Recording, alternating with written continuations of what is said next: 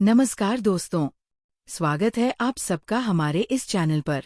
आज की कहानी आपको नैतिकता, जिम्मेदारी और सच्चे सम्मान का महत्व सिखाएगी।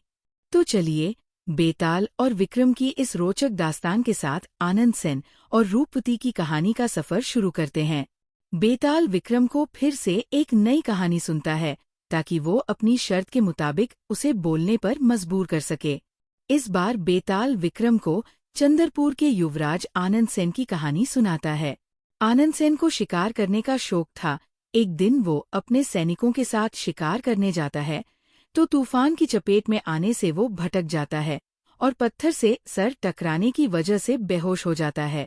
आनंद सेन अपने राज्य से बाहर निकल गया था और अवंतीपुर की सीमा में आ जाता है।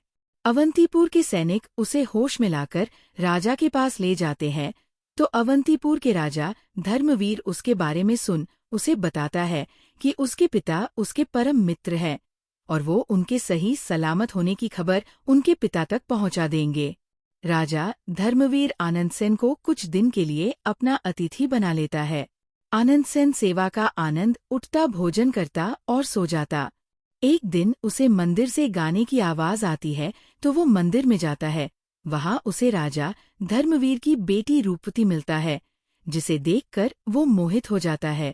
राजा दोनों का एक दूसरे से परिचय कराता है। आनंद सेन रूपवती के ख्यालों में खो जाता है। राजकुमार का मन वीणा बजाने का करता है तो वो वीणा मांगता है।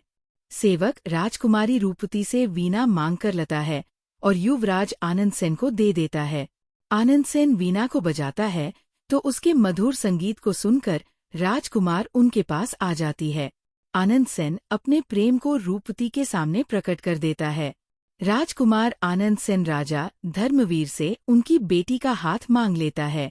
राजा आनंद सेन को कहता है कि वो उनका प्रस्ताव स्वीकार नहीं कर सकते, क्योंकि उन्होंने कुछ दिन पहले ही सुंदर नगर के राजकुमार के साथ उसका रिश्ता तय कर दिया है और वो वचन नहीं तोड़ सकते।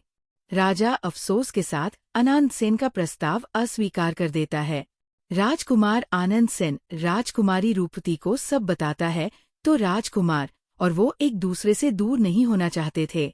आनंद सेन राजकुमारी को अपने साथ भगा ले जाने की बात करता है तो रूपवती उसकी बात मान लेती है।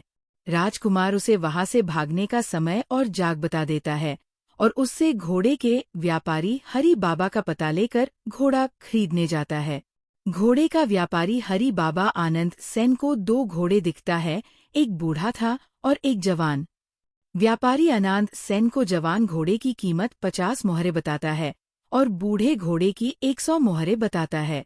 राजकुमार इसका कारण पूछता है तो व्यापारी बताता है कि बूढ़ा घोड़ा एक बार दौड़ेगा तो अपने स्थान पर जाकर ही रुकेगा और ये जवान घोड़ा जहां भी पानी दिखेगा वही रुक जाएगा, क्योंकि ये पानी से डरता है।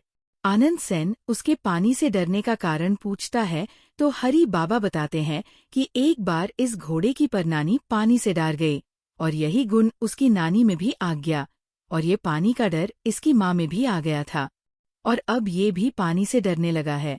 आनंद सेन वही खड़ा होकर कुछ सोचता है और हरि बाबा को 100 मोहरे देकर बूढ़ा घोड़ा खरीद लेता है। आनंद सेन घोड़े पर बैठकर बिना राजकुमारी रूपवती को लिए सीधे अपने राज्य में चला जाता है और रूपवती वह इंतजार करती हुई रह जाती है। अब बेताल विक्रम से पूछता है कि राजा, ये बता कि आनंद सेन रूपवती को क्यों साथ नहीं ले गया।